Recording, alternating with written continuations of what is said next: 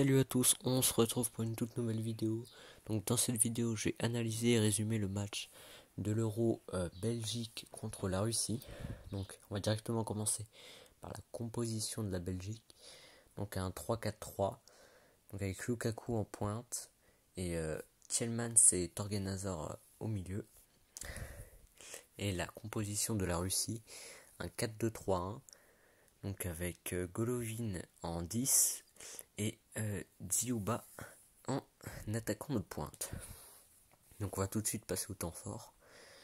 Donc les 10 premières minutes ont été assez dominées par la Belgique et ils ont concrétisé par un but de Lukaku à la 10e minute. Donc le défenseur s'est un petit peu troué, donc ce qui a permis à Lukaku de marquer ce but. Donc ensuite il y a eu un changement à cause d'un choc entre Kuzayev et Castagne, donc un choc à la tête il me semble. Donc ensuite à la 34e minute il y a eu le but de Meunier. Donc après une frappe de Thorgan Hazard ou de Lukaku il me semble, repoussé par le gardien et qui est revenu dans les pieds de Thomas Meunier. Donc ensuite, juste avant la mi-temps, il y a eu un changement pour les Russes. Donc c'est Girkov qui a été remplacé par Karavayev à la 43e. Ensuite, juste après la mi-temps, Barinov a été remplacé par Divev. Donc en deuxième mi-temps, il y a eu pas mal de changements.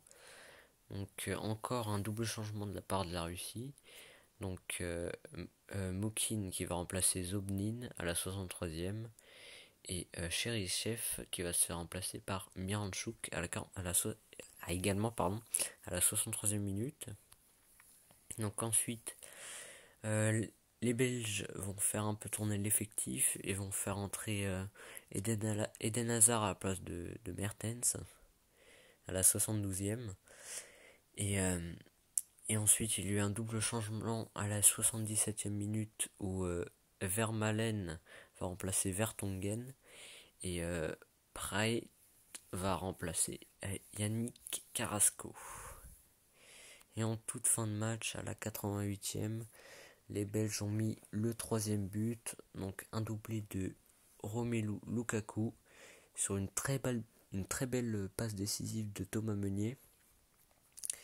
Et Lukaku qui finit avec une belle frappe petit filet droit. Donc on va rapidement analyser les statistiques de ce match. Donc on voit bien que les Belges ont clairement dominé le match avec 9 tirs, donc 4 cadrés, alors qu'il y a eu un seul tir cadré du côté de la Russie. Donc la possession 67% pour la Belgique, pour 33% pour la Russie. Donc vraiment la Belgique a clairement dominé le match et mérite clairement la victoire face aux Russes. Donc on va direct voir le classement du groupe B.